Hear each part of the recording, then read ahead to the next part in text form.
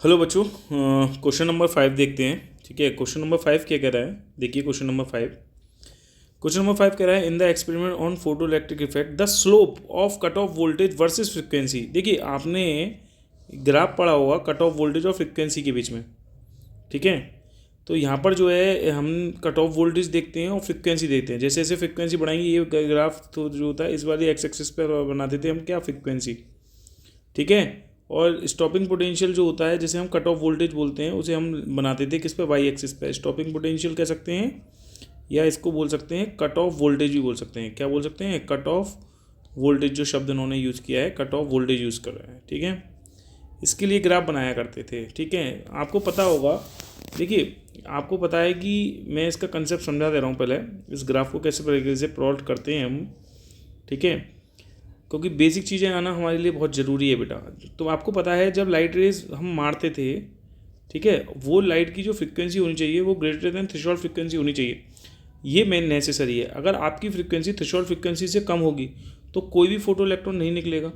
कोई भी photo electron अगर नहीं निकलेगा तो ऑब्वियसली जाहिर सी बात है यहाँ पे किसी भी तरीके से कोई स्टॉपिंग पोटेंशियल की रिक्वायरमेंट होगी ही नहीं, क्योंकि बेटा स्टॉपिंग पोटेंशियल और हम फ्रिक्वेंसी के बीच में ग्राफ बना रहे हैं। ठीक है, आपको पता है अगर फ्रिक्वेंसी बढ़ेगी, ठीक है, तो फ्रिक्वेंसी बढ़ने से क्या बढ़ेगा, काइनेटिक एनर्जी बढ़ेगी।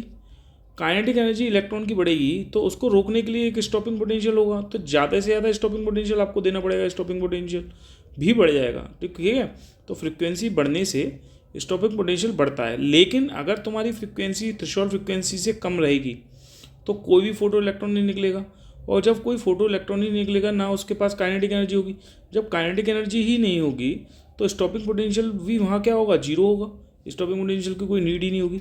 तो इसलिए जो ग्राफ होता है शुरुआत में, क्योंकि हर हर अगर ये वाली प्लेट है तो इसकी भी कुछ ना कुछ थ्रेशोल्ड फ्रिक्वेंसी रही होगी, कुछ ना कुछ, जैसे हम मिनिमम वर्क फंक्शन कहते हैं। मिनिमम वर्क फंक्शन होता क्या है, मिनिमम वर्क फंक्शन बराबर होता है एच न्यू नॉट। क्या होता है बच्चा, एच न्यू नॉट। ये जो बनाया है ये एच है, एच न्यू नॉट होता है, ये होता है फाइव नॉट। फाइव नॉट बराबर होता है एच न्यू नॉट। तो हर एक प्लेट का, जैसे ये वाली प्लेट है, ठीक है, ये हम इसे कैथोड बोलते हैं जो हेल्वेज एंड लेनार्ड्स ऑब्जर्वेशन में, और इसे एनोड बोलते हैं। तो इस प्लेट का मिनिमम वर्क फंक्शन तो होगा। अगर आप उस एनर्जी से कम एनर्जी दोगे तो इलेक्ट्रॉन निकलेगा ही नहीं। जब इलेक्ट्रॉन निकलेगा ही नहीं तो ऑब्वियसली जो है यहाँ पर कोई स्टॉपिंग पोटेंशियल की रिक्वायरमेंट ही नहीं होगी। ठीक है, मतलब स्टॉपिंग पोटेंशियल कब लगाते हैं, जब काइनेटिक एनर्जी इलेक्ट्रॉनों की ज़्यादा से ज़्यादा होती है। मगर इलेक्ट्रॉन यहाँ से इलेक्ट्रॉन जब निकलते हैं तो इन इलेक्ट्रॉन को रोकने के लिए यहाँ पे हम क्या करते हैं, रिटार्डिंग पोटेंशियल अप्लाई कर देते हैं। रिटार्डिंग पोटेंशियल धीरे धीरे धीरे धीरे बढ़ाते रहते हैं, और बढ़ाते हुए इतना पोटेंशियल जब बढ़ जाता है कि भैया ये पूरे के पूरे इलेक्ट्रॉन को रोक देता है, मतलब फोटो इलेक्ट्रिक करंट जीरो हो जाती है। ऐसे पोटेंशियल पे को कहते हैं स्टॉपिंग पोटेंशियल, जिस पोटेंशियल पर हमारी फोटो इलेक्ट्रिक करंट यहाँ से आगे जा ही नहीं पाती, मतलब इलेक्ट्रॉन चल ही नहीं पाते, सर्किट में फ्लो ही नहीं करते, मतलब सारे जो इलेक्ट्रॉन्स होते हैं उनको क्या कर देती है, रोक देती है। ठीक है, क्यों, क्योंकि जो हम एनर्जी दे रहे हैं, क्योंकि जाहिर सी बात है यहाँ पे जब हम स्टॉपिंग पोटेंशियल लगाएंगे जिस पर जो कि फोटो इलेक्ट्रिक करंट जीरो होती है, क्योंकि ये वाली जो एनर्जी हम दे रहे हैं ये क्या है, किसके जब इसके बराबर हो जाएगी, काइनेटिक एनर्जी के बराबर हो जाएगी, ठीक है, तब जाके ये इलेक्ट्रॉन क्या हो जाएंगे, बेसिकली रुक जाएंगे। ठीक है, तो आप मुझे बताइए थ्रेशोल्ड फ्रिक्वेंसी से नीचे फ्रिक्वेंसी पे तो स्टॉपिंग पोटेंशियल जीरो होने वाला है। लेकिन जैसे ही फ्रिक्वेंसी बढ़ेगी, अब देखो फ्रिक्वेंसी जैसे ही बढ़ेगी तो स्टॉपिंग पोटेंशियल बढ़ जाएगा।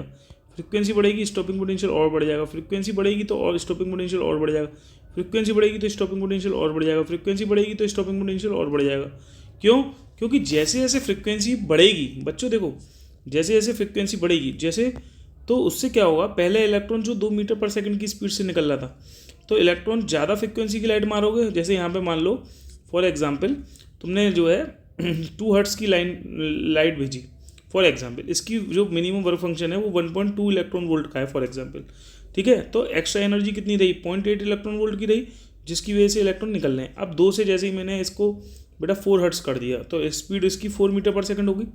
तो जहाँ पहले 2 मीटर पर सेकंड की स्पीड को रोकने के लिए स्टॉपिंग पोटेंशियल तुमने लगाया मान लो 2 वोल्ट फॉर एग्जांपल, ठीक है, अब 4 मीटर स्पीड हो गई, क्योंकि फ्रिक्वेंसी जब 4 हर्ट्ज़ हो जाएगी तो उससे काइनेटिक एनर्जी भी जब बढ़ गई ना, काइनेटिक एनर्जी बढ़ गई।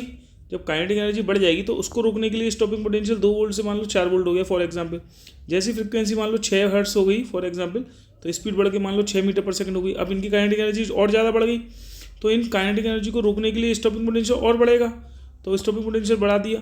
तो तुम क्या देख रहे हो, जैसे जैसे मैं फ्रिक्वेंसी बढ़ा रहा हूँ और स्टॉपिंग पोटेंशियल की जो वैल्यू है, पहले 2 वोल्ट, फिर 4 वोल्ट, फिर 6 वोल्ट, ये भी बढ़ती आ रही है। जैसे मान लो ये फ्रिक्वेंसी 2 हर्ट्ज कर दी, उसके करस्पॉन्डिंग ये 2 हो गया, ये 4 हो गई, तो ये 4 हो गया, ये 6 हो गई, तो ये तो मतलब बढ़ते चले जा रहे हैं। तो अगर मैं इसका ग्राफ ऐसा बनाऊंगा तो बच्चों ये ग्राफ ऐसे ही तो बनेगा इसका। तो ये जो एंगल होता है, ये एंगल होता है थीटा। क्या लेते हैं, एंगल थीटा। सही है, ये एंगल लेते हैं हम क्या, थीटा। तो इसका जो स्लोप होता है ना बच्चों, इसका जो स्लोप होता है, स्लोप, ठीक, वो क्या शो करता है, h/e। क्या शो करता है, h/e। ठीक है। अब सर आप कहेंगे सर कैसे हुआ ये स्लोप h/e कैसे हुआ सर? तो देखिए, जो आपने एनर्जी दी वो कहीं ना कहीं वर्क फंक्शन को ओवर करने में निकल गई, और कुछ एनर्जी जो एक्स्ट्रा रही होगी वो उनकी मैक्सिमम काइनेटिक एनर्जी की क्या होगी, बराबर होगी। यही तो हम करते थे। तो हम क्या कर देते, जो एनर्जी होती थी, एनर्जी, ठीक है, ये E = लिख देते थे, ये φ0 प्लस मैक्सिमम काइनेटिक एनर्जी किसके बराबर हो जाती है, स्टॉपिंग पोटेंशियल EV0 के। सही है। और एनर्जी क्या होती है, एनर्जी होती है h न्यू। क्या होती है, h न्यू। और ये वर्क फंक्शन है, तो आप लिखना चाहो तो इसे h न्यू0 लिख सकते हो, नहीं तो φ0 ही रहने दीजिए। ठीक है, φ0 प्लस EV0। ठीक है। अब हमें क्योंकि y एक्सिस पे हमें इक्वेशन बनानी है इस प्रकार से, y = mx + c। तो अब मुझे बताओ y एक्सिस पे क्या लिया है मैंने, स्टॉपिंग पोटेंशियल लिया है ना। तो y एक्सिस पे तो EV0 को इधर रहने दो, बाकी के φ0 को h न्यू के साथ ले आओ। h न्यू माइनस φ0 बराबर क्या हो गया, EV0। अब e से डिवाइड मार दो, क्योंकि V0 को अकेला रखना है मुझे, तो इसलिए h/e हो जाएगा, ये न्यू माइनस के φ0/e हो जाएगा नहीं हो जाएगा बच्चों। तो अब मुझे बताओ y एक्सिस पे क्या था मेरा, बोलो y एक्सिस पे क्या था भाई, स्टॉपिंग पोटेंशियल। ये क्या हो गया हमारे पास, m हो गया।